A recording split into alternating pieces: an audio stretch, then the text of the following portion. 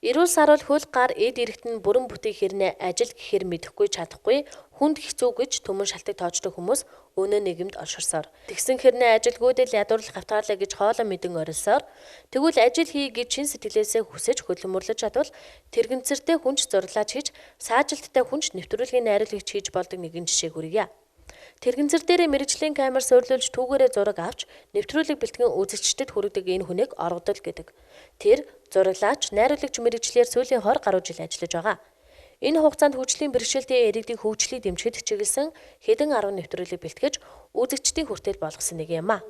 Би одоо ингээд дураг аваа нэвтрүүлгийг явуулж энэ заавал үзгээр ирэхгүй. Монтаж өөрийгөө тэгээ явуулж ингэж бодгоор үгдэж хөдөлмөр нүгдэл байгаа.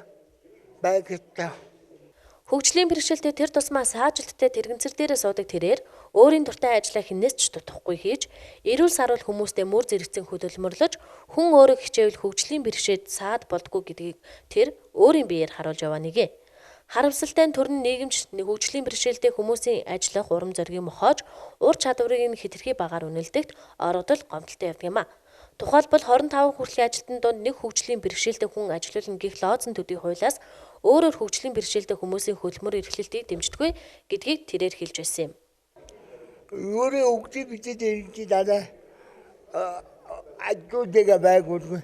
Энэ хөгжлийн бэрхшээлтэй ажлуудыг одоо юм шиг ажилладаг байхгүй. Таяг энэ орондоо бүгд байж гэж. Хөгжлийн бэрхшээлтэй өөртөө жижиг энэ орондоо бүгд байж Они боддог. Энэ антга өөртөө зайдуу тэгээд үгэн бичдэг. Яг бодтой ажлууд мийгээд амт бүрэн болтой.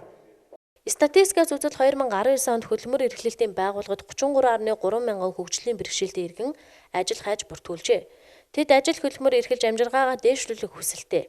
Харамсалтай нь хөгжлийн бэрхшээлтэй хүмүүсийн ажиллах урам зориг, ур чадварыг үнэлэх үнэлэмж хаанаа алга байна.